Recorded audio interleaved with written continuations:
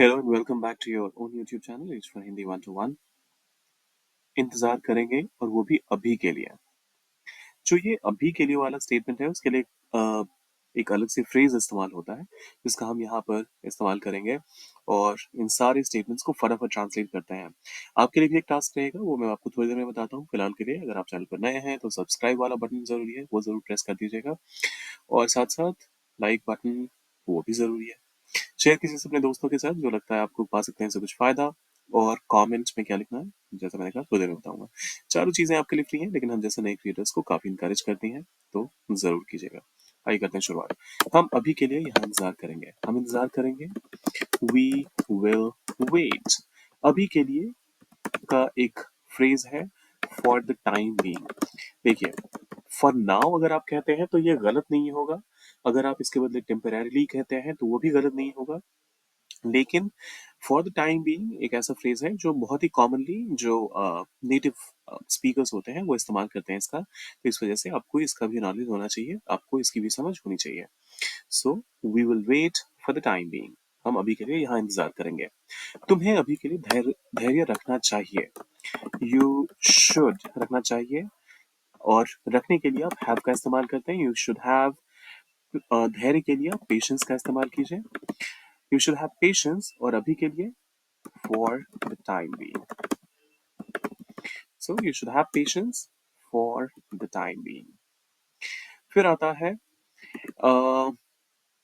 Doctor ने कहा कि अभी के लिए आराम करो। The doctor said, the doctor said that.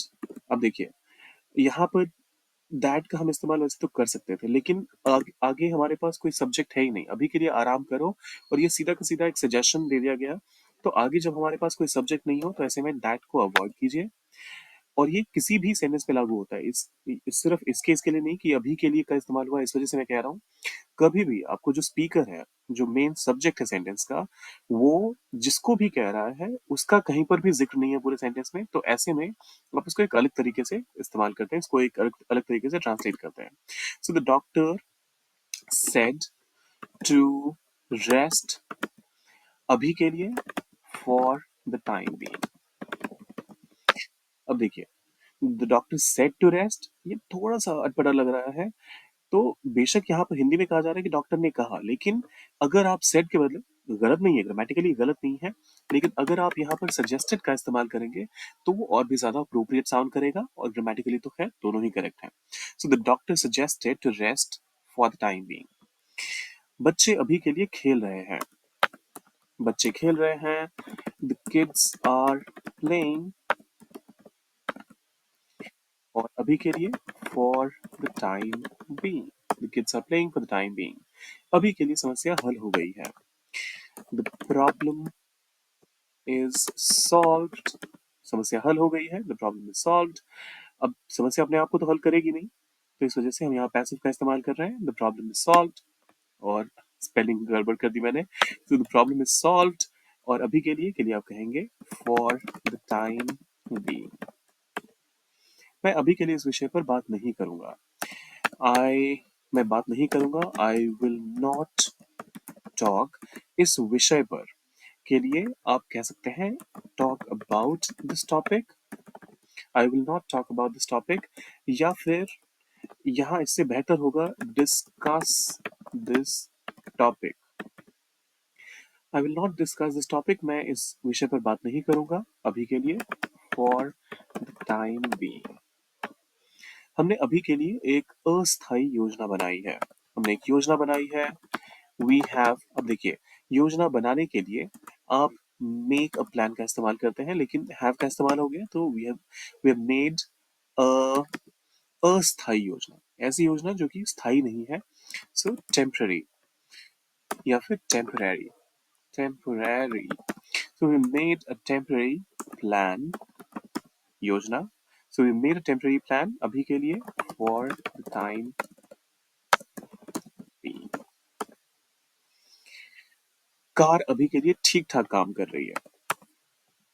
The car is working fine अभी के लिए, for the time being. The car is working fine for the time being. शिक्षक ने कहा कि अभी के लिए तुम इसे ऐसे ही रखो। अब फिर से ये वाला एक ऑर्डर या फिर सजेशन वाला स्टेटमेंट आ गया। सो द टीचर सेड, अभी के लिए तुम इसे ऐसे ही रखो, लेकिन यहां पर तुम का इस्तेमाल हो गया है।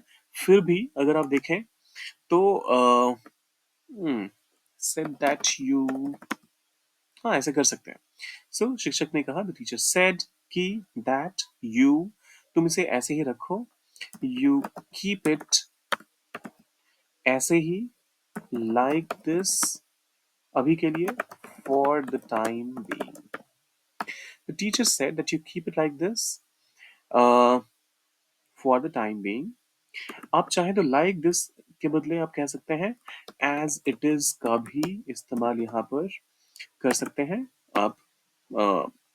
कीप इट लाइक दिस या फिर keep it as it is, दोनों का ही इस्तेमाल कर सकते हैं। दोनों का मतलब एक ही आएगा कि ऐसे ही रखना किसी चीज को। So the teacher said that you keep it as it is for the time being, या फिर the teacher said that you keep it like this for the time being. आखिरी वाला सेंटेंस आप लोगों के लिए है, वह अभी के लिए घर पर ही रुकेगा। इसको कीजिए ट्रांसलेट, डालिए कमेंट बॉक्स में, और जाने से पहले वीडियो को लाइक, चैनल को सब्सक्राइब और शेयर, ये सब कुछ करके जाइएगा। कमेंट बॉक्स में इसका ट्रांसलेशन वो भी जरूर लिखिएगा। देखते हैं लर्निंग कितनी आगे बढ़ रही है। मिलते हैं जल्दी।